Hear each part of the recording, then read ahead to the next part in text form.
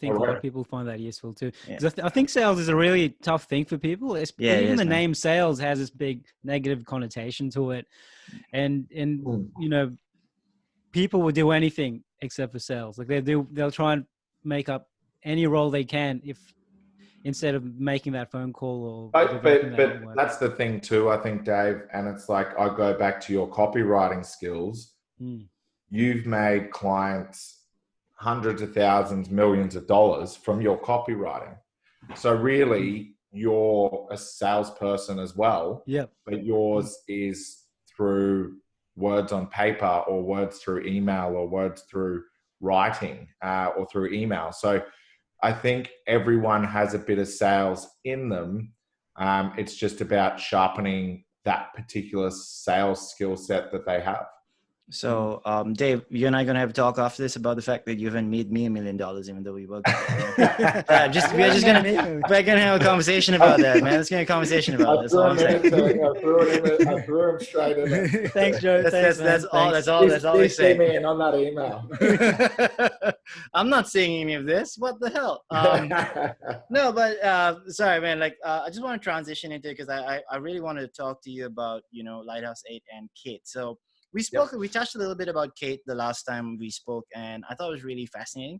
Maybe we didn't delve too deep into it, and I think maybe we can rectify it this time. So maybe you can just give us a little bit of introduction into what Kate is and what Lighthouse 8 actually does. Yeah, definitely. So essentially, Lighthouse 8 has been around since 2011. And the situation prior to was that our CEO, Freddie Orso, he owned an organization, I guess, similar to Studio Culture in Scandinavia. And then he went and did a whole bunch of roll-ups and rolled up a whole bunch of digital agencies, kind of Studio Culture size, went on a big acquisition path, sold them to a very large organization. But during that process, he identified, that as we know, and Dave and I know, is that, agencies are very staff heavy. They're very, they can be very, kind of opinion based. And it can be a lack of accountability to clients sometimes. So it's kind of one of those things where he realized that there was an open market to start utilizing, and he's an engineer by background. So prior to agency land and business, he was an engineer. So he's got an amazing brain. And so the things he thinks about are kind of from an engineering background. And so he said, what is the piece that's missing? And really it's technology and automation of a lot of the traditional digital marketing function. So utilizing data, putting that data to work for clients across digital campaigns, or a lot of the business intelligence work that we do is across all aspects of a business, including finance.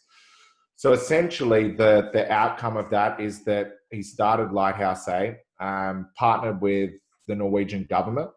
So the arm of the Norwegian government is called the Norwegian Research Council, and worked on and created the team and created the R&D team that put together the bones or the essential minimal structure of Kate.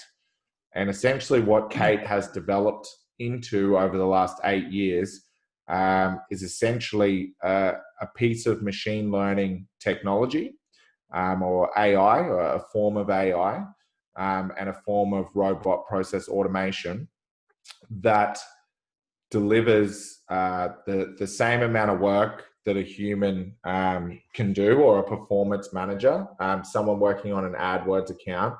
What that person would typically do in their entire career, so we're talking 20 years worth of work, the technology can essentially do in under 2 hours. So Kate as a process works 200,000 times quicker to monitor and optimize digital campaigns. So that's going to put us all out of work. All right. That's it's interesting you say that. Look, I don't think AI